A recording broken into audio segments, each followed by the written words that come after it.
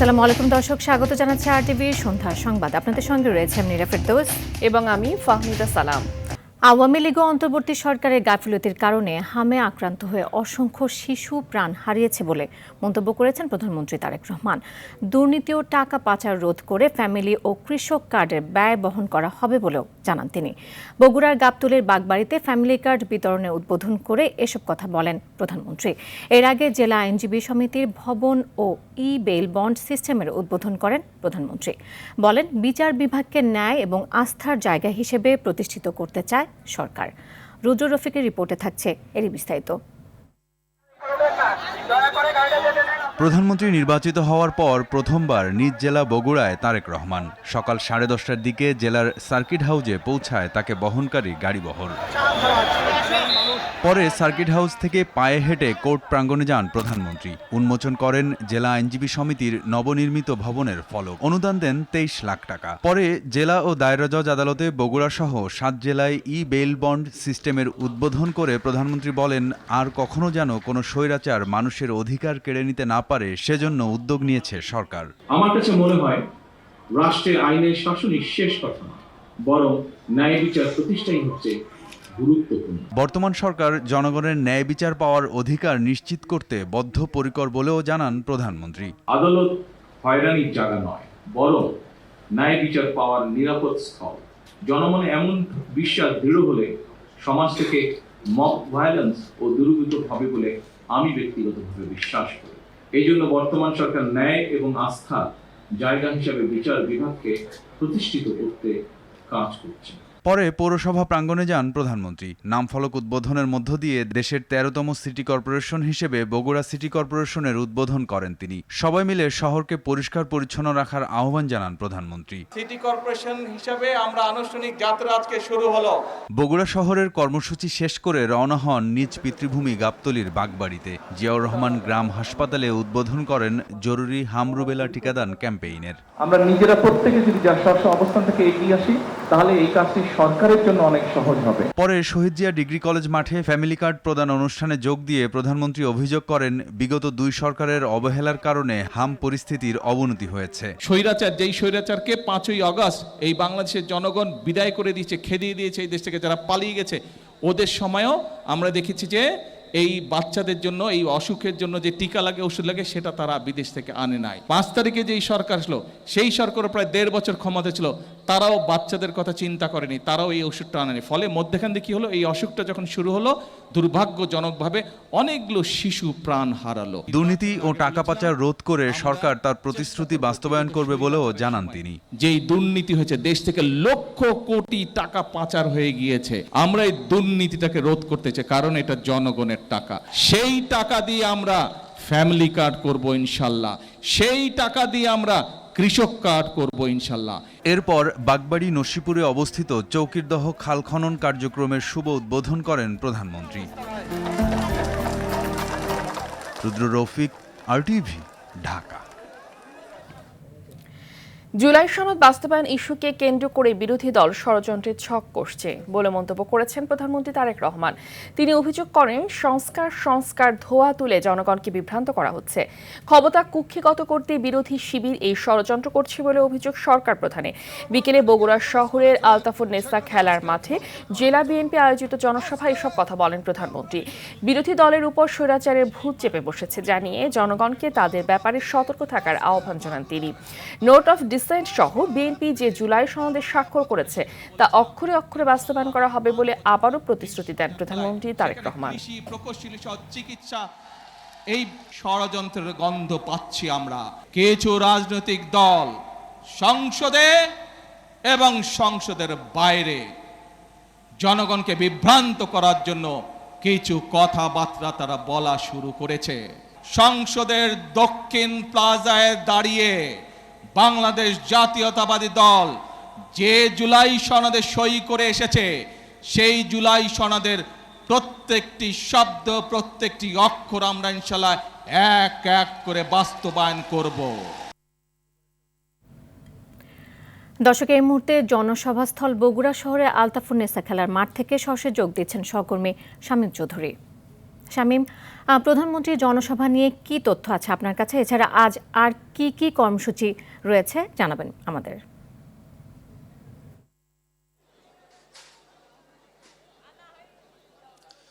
মীরা, আমার পেছনে যে মঞ্চ দেখতে পাচ্ছেন, এই মঞ্চেই বিকেলে বক্তব্য প্রদান করেছেন বিএনপি চেয়ারম্যান এবং প্রধানমন্ত্রী তারেক রহমান। তিনি এখানে বেশ কিছু কথা বলেছেন।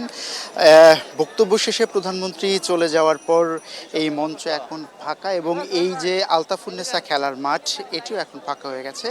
আমরা যতটা জানতে পেরেছি, প্রধানমন্ত্রী এখান থেকে সার্কিট হাউসে যাবেন বগুড়া, এবং সেখানে কিছুক্ষণ অবস্থানের পর বগুড়ার প্রেস ক্লাবের একটি নবনির্মিত ভবন উদ্বোধনের কথা রয়েছে তার। এরপরে একটি মসজিদের পুনর্নির্মাণের কাজ উদ্বোধনের কথাও তার রয়েছে। এরপরেই ঢাকার উদ্দেশ্যে রওনা দেবেন প্রধানমন্ত্রী তারেক রহমান। তবে এর আগে দিনব্যাপী প্রায় 8টি উন্নয়ন কর্মসূচির উদ্বোধন করেন প্রধানমন্ত্রী তারেক রহমান। শুধু বগুড়ায় নয়, তার পৈতৃক নিবাস গাবতলীর বাগবাড়িতেও বেশ কিছু উন্নয়ন কর্মসূচির উদ্বোধন করেন তিনি। তবে বাগবাড়ি থেকে বগুড়া এসে তিনি যে তার নির্ধারিত জনসভায় বক্তৃতা দেন, সেই বক্তৃতাতে কিন্তু তিনি বেশ কিছু বিষয় তুলে ধরেন।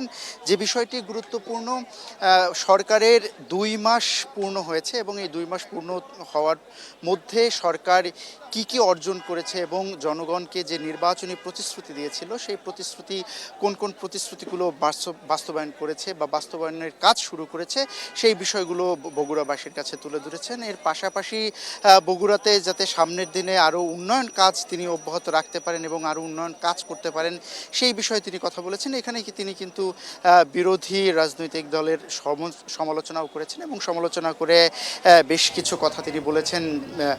বিরোধী দল উন্নয়নের কথা বলে, কিন্তু জুলাই সনদ বাস্তবায়নের কথা বলে, কিন্তু সরকার বলেছে যে জুলাই সনদের যে বিষয়ে তারা সম্মত হয়েছে, সেই সম্মত হওয়া বিষয়গুলো তারা অক্ষর অক্ষরে প্রতিটি শব্দে শব্দে তারা বাস্তবায়ন করবে। কিন্তু বিরোধী দল জুলাই সনদ এবং সংবিধান নিয়ে কথা বলছে, কিন্তু যেসব উন্নয়নমূলক কাজ সরকার করছে এবং নির্বাচনী যেসব প্রতিশ্রুতি তারা বাস্তবায়ন করছে, সরকারের আইনশৃঙ্খলা রক্ষা নিয়ে যেসব বিষয়সমূহ রয়েছে, সেই সব বিষয় নিয়ে কিন্তু বিরোধী দল কোনো কথা বলছে না। সেই বিষয়ে তিনি সমালোচনা করেছে এবং যে কাজগুলো পতিত সরকার, পালিয়ে যাওয়া সরকার আওয়ামী লীগ রেখে গিয়েছে, প্রধানমন্ত্রী বলেছে সেই সব কাজগুলো তারা সামনের দিনে বাস্তবায়ন করবে। অর্থাৎ রেখে যাওয়া যে কাজগুলো, যেগুলো এখন পর্যন্ত ঠিকমতো তারা দুর্নীতি করেছে, ঠিকমতো কাজ করতে পারেনি, সেই কাজগুলো সামনের দিকে তারা করবে, এমন অনেক কথা বলেছে। পালিয়ে যাওয়া সরকার যে দুর্নীতি এবং দুর্নীতির মহাসড়ক বাংলাদেশে রেখে গেছে, সেই বিষয়গুলো কিন্তু তারা এখানে বলেছেন। তো নীরা, এই ছিল এখান থেকে আমার কাছে সর্বশেষ। শামীম, আপনাকে অসংখ্য ধন্যবাদ। জাতীয় সংসদের সংরক্ষিত নারী আসন নিয়ে 2 দিনব্যাপী সাক্ষাৎকার গ্রহণ শেষে 36 জনের মনোনয়ন নিশ্চিত করেছে বিএনপি। সকালে বিএনপির সিনিয়র যুগ্ম মহাসচিব রুহুল কবির রিজভী এ তথ্য জানিয়েছেন। সংরক্ষিত নারী আসনে মনোনয়ন দিতে জাতীয় কমিটির সদস্যরা 2 দিনব্যাপী সাক্ষাৎকার গ্রহণ করেছেন। সাক্ষাৎকার শেষে সেলিমা রহমান, শিরিন সুলতানা, নীলুফার চৌধুরী মনি, নিপুণ রায় চৌধুরী সহ 36 জনকে মনোনীত করা হয়। এর আগে গেল শুক্র ও শনিবার রাজধানীর গুলশানে চেয়ারম্যানের কার্যালয়ে সংরক্ষিত নারী আসনে মনোনয়ন প্রত্যাশীদের সাক্ষাৎকার নেয় বিএনপি। মনোনয়ন বোর্ডের সভাপতিত্ব করেন প্রধানমন্ত্রী ও বিএনপি চেয়ারম্যান তারেক রহমান।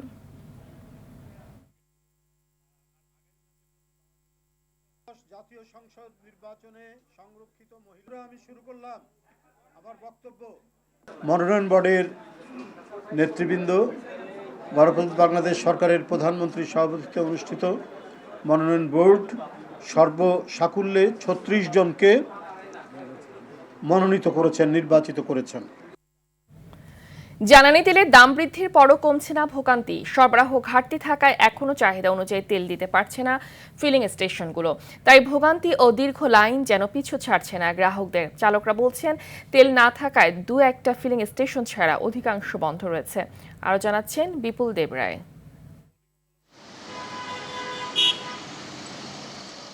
বেড়েছে জ্বালানি তেলের দাম, তবে কমেনি গ্রাহকদের ভোগান্তি। তাই রাজধানীর প্রতিটি ফিলিং স্টেশনগুলোতে ভোগান্তির চিত্র আগের মতোই রয়ে গেছে। এখনও ডিপোগুলো থেকে পাম্পে তেলের সরবরাহ বাড়েনি। তাই গ্রাহকদের 12 থেকে 14 ঘন্টা অপেক্ষার পালা শেষ হচ্ছে না।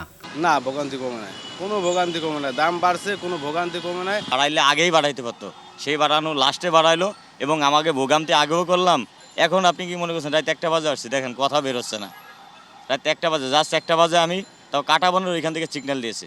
পাম্পালারা বলছে তেল নাই, অত দেখেন তেল দিতে গেলে সবার 500-1000 টাকা দিয়ে দিয়া ট্যাঙ্কি ফুল করে দিতেছে। চরম ভোগান্তিতে চালকদের জীবনযাত্রায় ব্যাপক প্রভাব পড়েছে বলে অভিযোগ করেন তারা।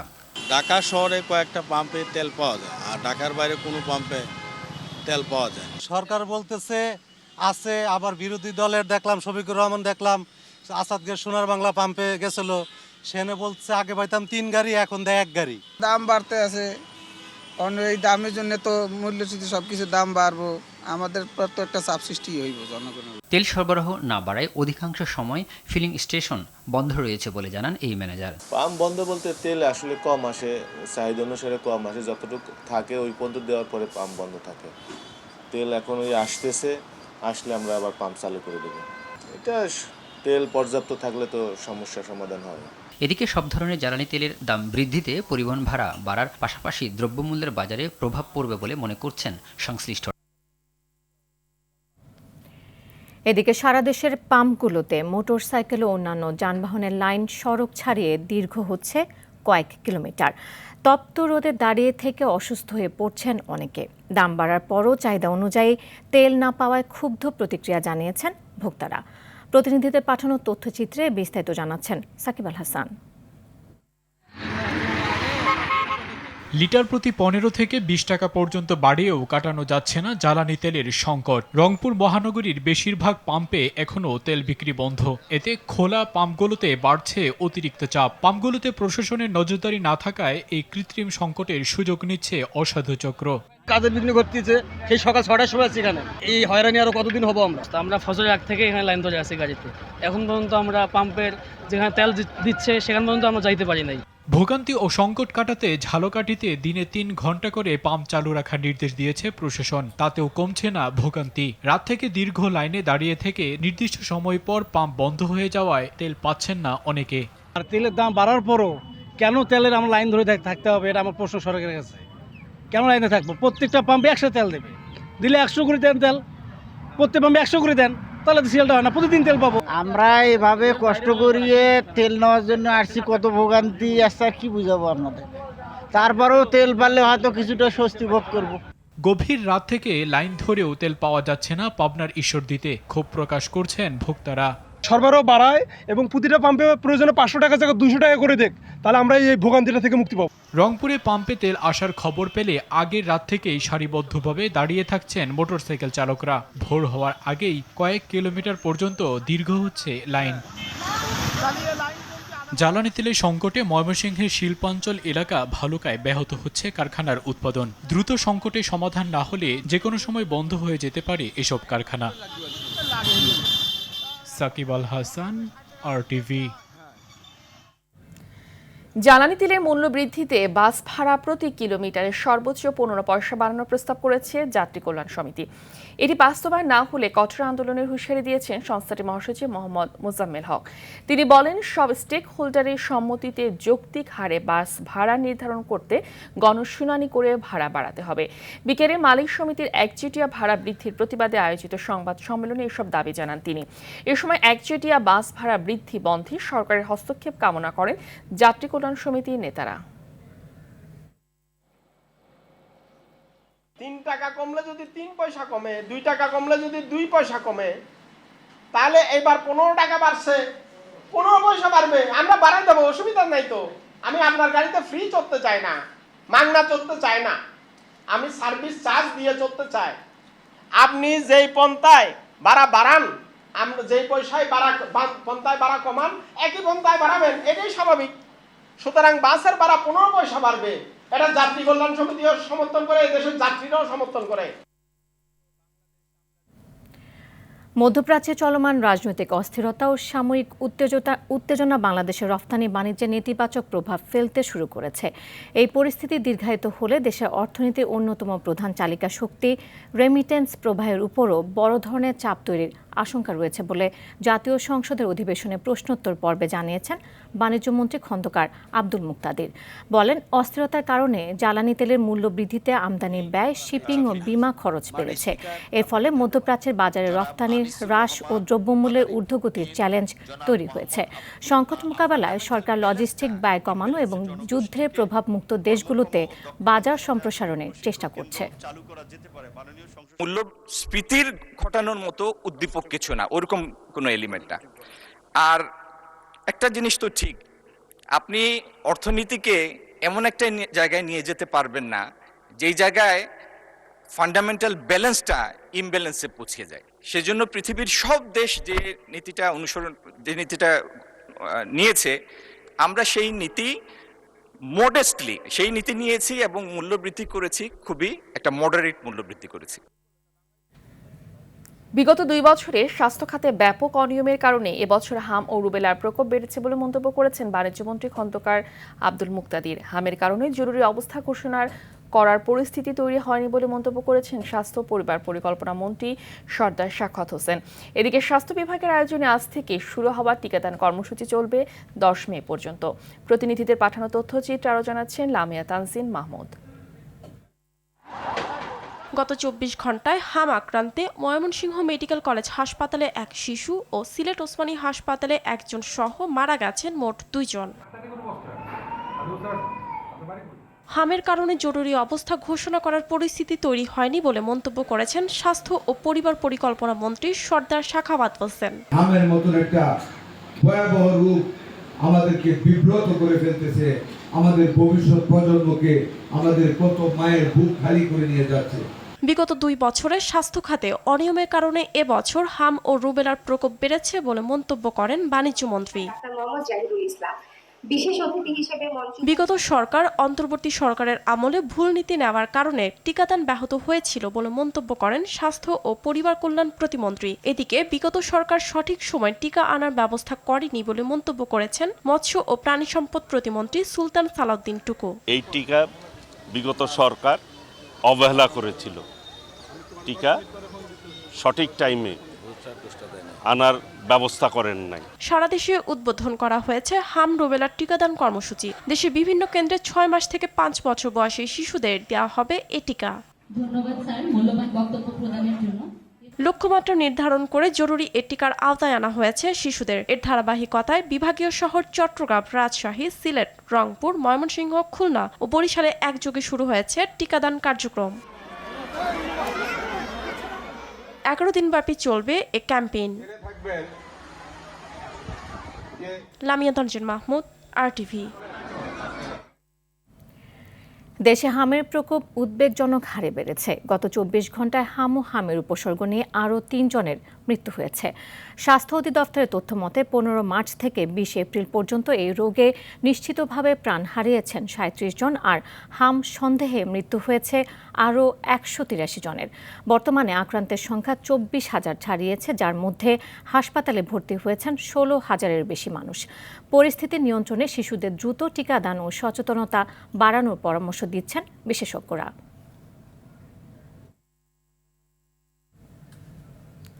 সোমবার 13টি ফ্লাইটে মোট 6,104 জন যাত্রী পবিত্র হজ পালনের উদ্দেশ্যে ঢাকা ছাড়বেন। রাজধানীর আশকোনা হজ ক্যাম্পে হাজিদের নিবন্ধন, ভিসা প্রক্রিয়া এবং স্বাস্থ্য পরীক্ষা সহ যাবতীয় সকল কাজ সম্পন্ন করা হচ্ছে। এদিকে হজ ক্যাম্প পরিদর্শনে এসে বেসামরিক বিমান পরিবহন ও পর্যটন মন্ত্রণালয়ের প্রতিমন্ত্রী এম রাশেদুজ্জামান মিল্লাত বলেন, হজযাত্রীদের খাবারের মান ও খরচ যেন বেশি না হয় সেদিকে লক্ষ্য রাখা হচ্ছে। আগামীতে হজযাত্রা মধ্যবিত্তদের নাগালের মধ্যে রাখার কথাও জানান প্রতিমন্ত্রী। গত 18 এপ্রিল থেকে শুরু হয়েছে হজের আনুষ্ঠানিক বিমান যাত্রা, চলবে আগামী 21 মে পর্যন্ত।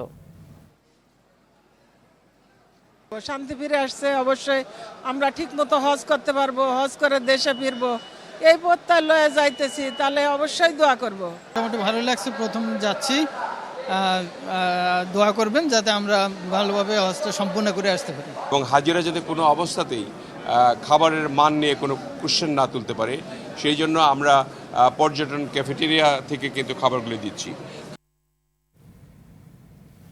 টিআরপির নামে গণমাধ্যমের সাথে প্রতারণা করছে বাংলাদেশ স্যাটেলাইট কোম্পানি লিমিটেড সহ সংশ্লিষ্টরা। গণমাধ্যম সংস্কার কমিশনের প্রতিবেদনে এমন অভিযোগ উঠে আসে। মিথ্যা টিআরপির কারণে ক্ষতির শিকার টেলিভিশন চ্যানেলগুলোকে গণমাধ্যম সংস্কার কমিশন ক্ষতিপূরণের পাশাপাশি জড়িতদের জবাবদিহির সুপারিশ করলেও বাস্তবায়ন হয়নি আজও। টিআরপি নিয়ে এয়ার বাদলের 3 পর্বের ধারাবাহিকের দেখুন দ্বিতীয় পর্ব।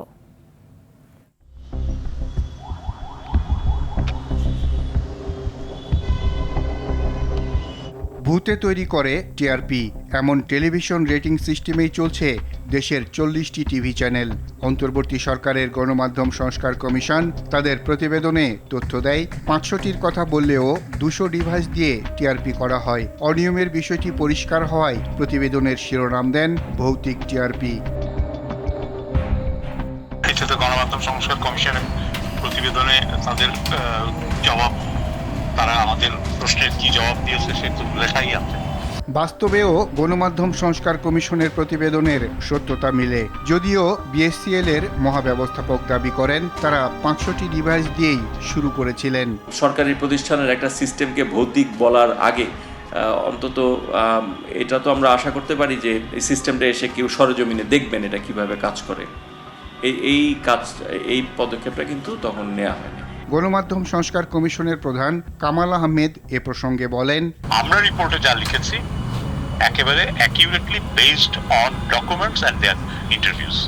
তাদের সাথে অফিসিয়াল মিটিং হয়েছে, তারা 2 জন প্রতিনিধি পাঠিয়েছিল, 2 জন অফিসার আসছিল এবং লিখিতভাবে তারা তাদের বক্তব্য দিয়েছে। সো কিছু বললে সেটা মানে সত্য চাপা দেওয়ার চেষ্টা বা অস্বীকার করা।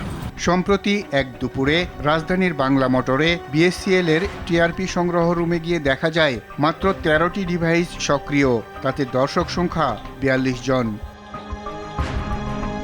তবে নানা কারণে সব ডিভাইস চালু থাকে না বলে দাবি করেন মহাব্যবস্থাপক। বাসাবাড়িতে আমরা যেই বক্সটা বসাইছি এই বক্সটা ওয়ার্কিং, মানে আপনার কারিগরিভাবে ওয়ার্কিং, কিন্তু টেলিভিশন ওই বাসা দেখছে কি দেখছে না এটা কিন্তু ডিফারেন্ট ইস্যু।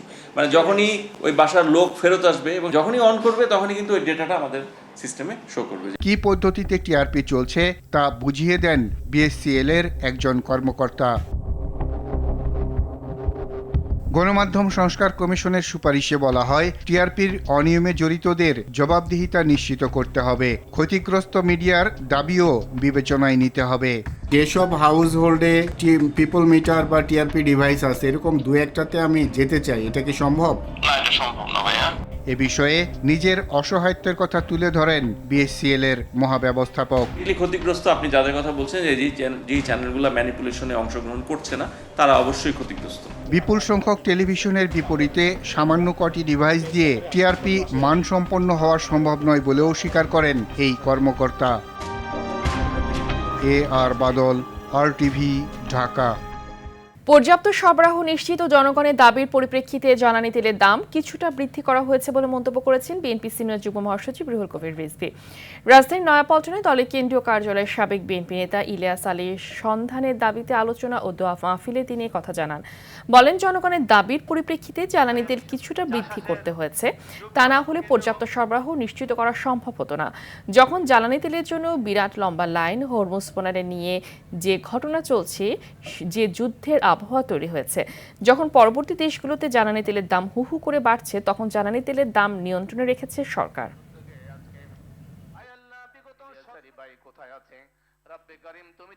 জ্বালানি তেল নিয়ে এই সরকার যে পদক্ষেপগুলো নিয়েছেন প্রত্যেকটাই জনগণের দ্বারা অভিনন্দিত হয়েছে। জ্বালানি তেলের দাম বৃদ্ধি করতে দেননি প্রধানমন্ত্রী, যখন জনগণের কাছ থেকে ডিমান্ড আসছে জ্বালানি তেল কিছুটা বৃদ্ধি করতে হয়েছে, না হলে পর্যাপ্ত সরবরাহ নিশ্চিত করা সম্ভব হচ্ছে। কাল থেকে শুরু হচ্ছে এসএসসি ও সমমানের পরীক্ষা। কেন্দ্র খোলা হবে 2 ঘন্টা আগে। পরীক্ষা নিয়ে ভার্চুয়াল মব হচ্ছে বলে অভিযোগ করেছেন শিক্ষামন্ত্রী আনম এহসানুল হক মিলন। সকালে সচিবালয়ে এসএসসি পরীক্ষা নিয়ে এক ব্রিফিংয়ে মন্ত্রী বলেন, সামাজিক যোগাযোগ মাধ্যমের কারণে ভয় তৈরি হচ্ছে। প্রধানমন্ত্রী উপদেষ্টা মাহাদি আমিন বলেন, পরীক্ষা ভীতি যেন জাদুঘরে স্থান পায় এমন শিক্ষা ব্যবস্থা নিশ্চিতে কাজ করছে সরকার। আরও জানাচ্ছেন এয়ার বাদল। এবছর 11টি শিক্ষা বোর্ডের অধীনে 18,57,344 জন শিক্ষার্থী পরীক্ষায় অংশ নিচ্ছে। মন্ত্রণালয়ে ব্রিফিংয়ে প্রধানমন্ত্রীর উপদেষ্টা মাহাদি আমিন বলেন, ভীতিমুক্ত শিক্ষা ব্যবস্থা গড়ে তুলতে কাজ করছে সরকার। আমরা চাই পরীক্ষার্থীরা বিনা টেনশনে হাসি মুখে পরীক্ষা কেন্দ্রে আসবেন, শান্তিপূর্ণ পরিবেশে উত্তরপত্র লিখবে এবং হাসি মুখে পরীক্ষা কেন্দ্র ত্যাগ করবে। যার কারণে আমরা বলছি আমাদের বিএনপি সরকারের মূল লক্ষ্য আনন্দময় শিক্ষা ব্যবস্থা নিশ্চিত করা। এ সময় প্রশ্নের জবাবে শিক্ষামন্ত্রী বলেন, যানজটের কথা মাথায় রেখে নির্ধারিত সময়ের আগেই কেন্দ্র খোলার বিষয়ে নির্দেশনা দেওয়া হয়েছে।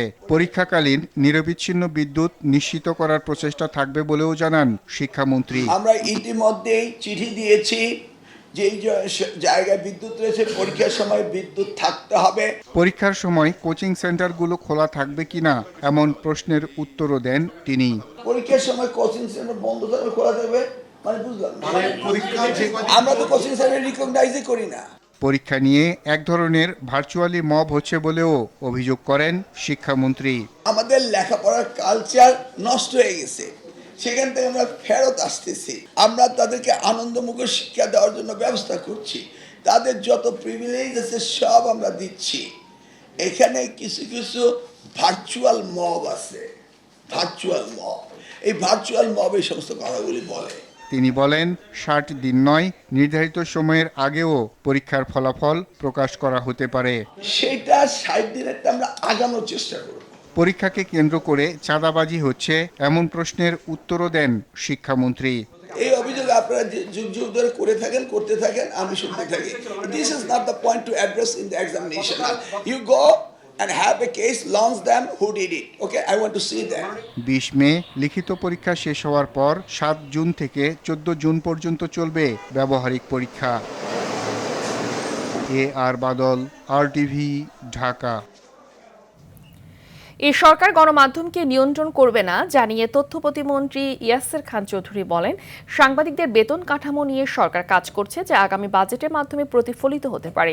দুপুরে মন্ত্রণালয় সচিবালয় বিটের সাংবাদিকদের সংগঠন বাংলাদেশ সেক্রেটারিয়েট রিপোর্টার্স ফোরাম আয়োজিত BSRF সংলাপের প্রশ্নের জবাবে তিনি এসব কথা বলেন। এ সময় সাংবাদিকদের নানা সমস্যার কথা তুলে ধরলে তা বিবেচনা করার আশ্বাস দেন মন্ত্রী।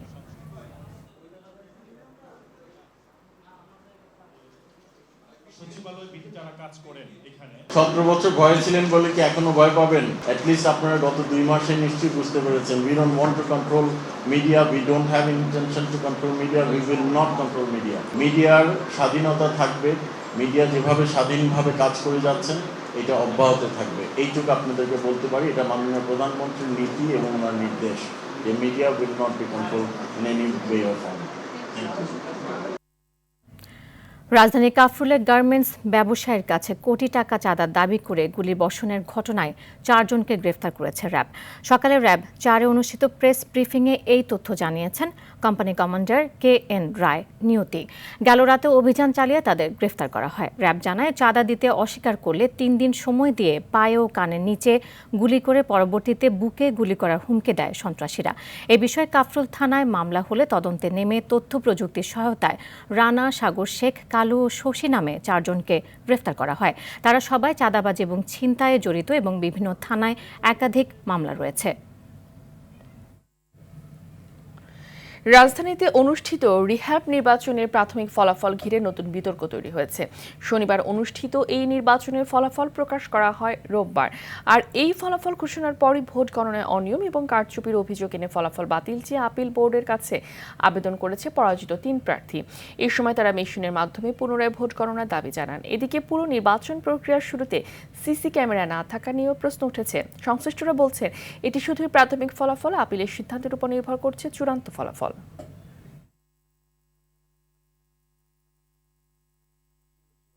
এটা প্রাথমিক ফলাফল হিসাবে পরিগণিত হবে। এরপর যদি এই নির্বাচনের উপরে কোনো হেরে যাওয়া প্রার্থী আপিল করেন, তাহলে তার আপিল বোর্ড আপিল শুনানি করে চূড়ান্তভাবে যখন ওনারা রায় প্রদান করবেন, আমরা তাদের রায়ের পরিপ্রেক্ষিতে যে ফলাফল পাব, সেই ফলাফলকে চূড়ান্ত রূপে প্রকাশ করব। দর্শক, সন্ধ্যা সংবাদ এ পর্যন্তই। রাতের সংবাদ 11:15টায় দেখার আমন্ত্রণ রইল। ধন্যবাদ সবাইকে। ধন্যবাদ সবাইকে।